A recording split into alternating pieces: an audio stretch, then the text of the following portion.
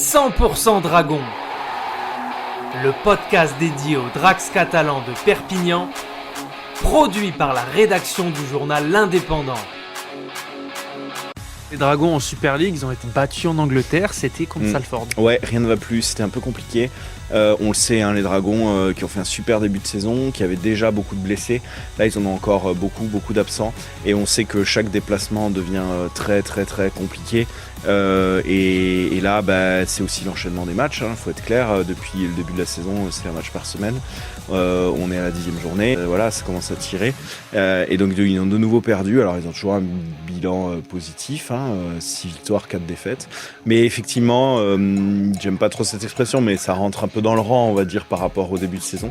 Bon, il y a vraiment, il faut donc le match en lui-même, ils font une mauvaise première mi-temps et ils se tirent une balle dans le pied, ils essaient de revenir, ils reviennent tout près à la fin.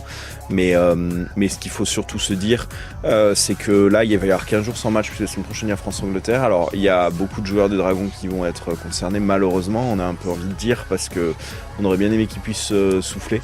Mais surtout, ça va permettre aussi à certains absents de pouvoir revenir. Donc ça, c'est plutôt positif. Je pense que Steven McNamara aurait bien aimé que ce match n'ait pas lieu, en tout cas que ce soit peut-être France B qui y aille, parce qu'il aurait aimé que ses joueurs soufflent un peu.